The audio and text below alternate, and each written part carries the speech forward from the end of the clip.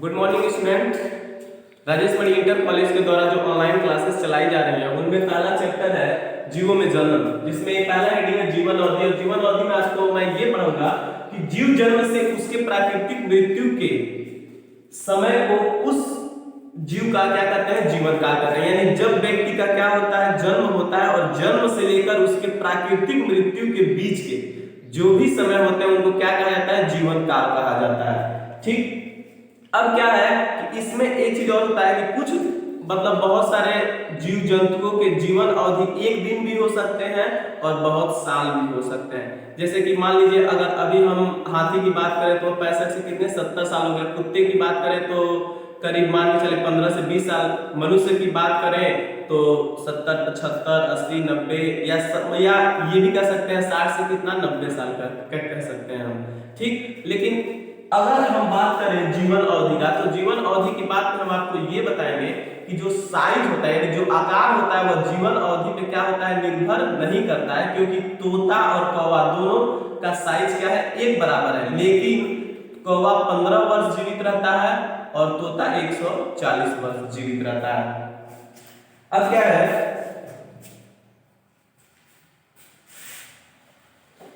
आपको हम ये बताएंगे कि जीवन अवधि भले से कितनी कितनी ही हो, परंतु एक कोशिकीय जीवों को छोड़कर सभी जीवों की मृत्यु क्या होती है, निश्चित होती है। तो एक कोशिकीय जीव में जैसे क्या आ जाएंगे, अमीबा आ जाएंगे। तो अमीबा को हम क्या बोल सकते हैं, अमर बोल सकते हैं, क्योंकि अगर उनमें अब देखिए ये एक जीव है अमीबा, अब इनमें क्या हुआ, जनन हुआ। जनन के फलस्वरूप ये क्या होते हैं, दो बन जाते हैं।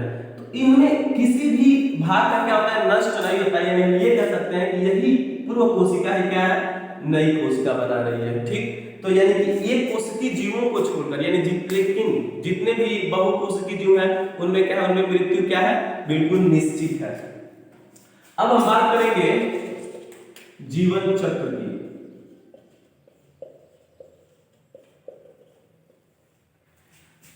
सभी जीवों का क्या होता है, एक निश्चित जीवन चक्र होता है। जैसे कि मान लीजिए बच्चा क्या होगा, पहले जन्म लेगा, फिर उसका बाल्यावस्था आएगा, फिर उसका युवावस्था आएगा, फिर उसका यौवनावस्था आएगा और फिर उसका क्या आ जाएगा, बुढ़ापा आ जाएगा और वह व्यक्ति क्या हो जाएगा, मर जाएगा। तो यानी हम ये कह सकते हैं कि बच्चा जन्म लिया, फिर परिपक्वता होता है, फिर जन्म की अवस्थाएं देखी जा सकती है। आयु बढ़ने के साथ साथ जीवों में शक्ति का क्या होता है, ह्रास होता है। आयु बढ़ने के साथ जीवों में शक्ति का क्या होता है, ह्रास होता है और धीरे धीरे उस व्यक्ति की क्या हो जाती है, मृत्यु हो जाती है। अगला हेडिंग है प्रजनन, जो कि सजीवों का मुख्य लक्षण है।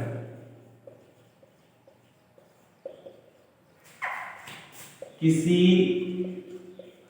एक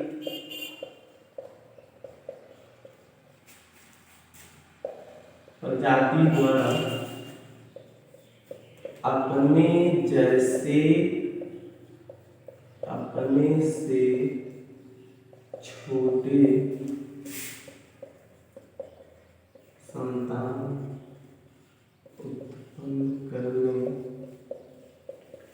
की क्रिया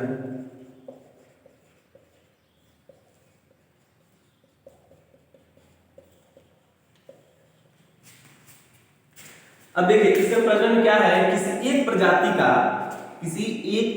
का अपने जैसे और अपने से छोटे, अपने से बड़े नहीं। कभी ऐसा देखा है क्या कि जितना बड़ा व्यक्ति हो उससे बड़ा बच्चा पैदा किया हो, नहीं। तो यानी हम ये कहेंगे किसी एक प्रजाति द्वारा अपने जैसे और अपने से छोटे क्या संतान उत्पन्न करने की क्रिया क्या कहलाती है, प्रजनन कहलाती है। क्योंकि अब प्रजनन की कई प्रकार की विधियां हैं, जिनमें से दो विधियां मान के चले। प्रजनन को मुख्यतः कौन कौन दो विधियों में बांटा गया है, तो सबसे पहले आप देखेंगे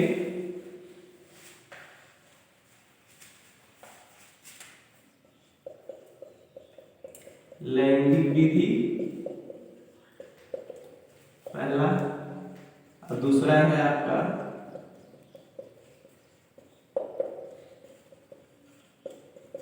अलैंगिक विधि। क्योंकि लैंगिक विधि को हम बाद में पढ़ेंगे और अलैंगिक विधि को क्या करेंगे, पहला हेडिंग बना लेंगे। ठीक।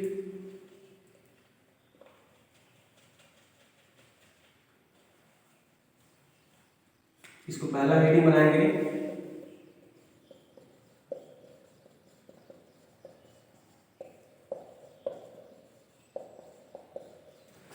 सबसे एक सेकंड, अलैंगिक विधि में देखेंगे क्या कह रहा है, एक ही जीव के द्वारा, यानी इसमें जो भी जनन होगा वो क्या होगा, एक ही जीव के द्वारा। यानी अलैंगिक जनन में दो प्रकार की प्रजाति कहे या दो जीव कहे भाग नहीं लेते, इनमें सिर्फ और सिर्फ एक ही जीव क्या होता है, भाग लेता है, और उसके फलस्वरूप क्या होते हैं, दो दो दो प्रजाति सॉरी दो दो जीव का निर्माण होता है। जैसे कि मान लीजिए ये भी ठीक, अब ये यहां से क्या हो जाएगा, टूट जाएगा। ये मुकुलन विधि है क्योंकि अलैंगिक का एक भाग है, और यहाँ पे ये एक दूसरे पौधे का निर्माण, दूसरे जीव का निर्माण कर रहा है, सॉरी। तो यहाँ पे आप देख रहे हैं कि यहाँ पे सिर्फ और सिर्फ क्या है, एक ही जीव क्या किया है, जनन में भाग लिया, जिसके फलस्वरूप दो जीव का क्या हो रहा है, निर्माण हो रहा है। तो अतः हम यह कह सकते हैं कि अलैंगिक विधि में क्या होता है, एक ही जीव क्या करता है, भाग लेता है। अब चूंकि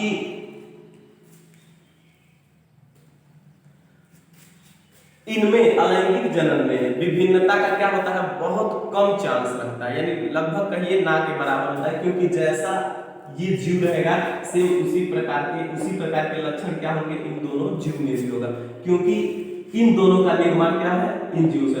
अगर वही लैंगिक जनन की बात करें तो उनमें विभिन्नता के चांस क्या होते हैं, बढ़ जाते हैं, क्योंकि उनमें दो प्रकार के जीव और दोनों के क्या होते हैं, लक्षण आते हैं जो नए वाली पीढ़ी में। समझ रहे हैं बात को? तो अब देखेंगे अलैंगिक विधि, और अलैंगिक विधि में क्या है, कई प्रकार के क्या होते हैं, जनन होते हैं, जिनमें पहला है विखंडन।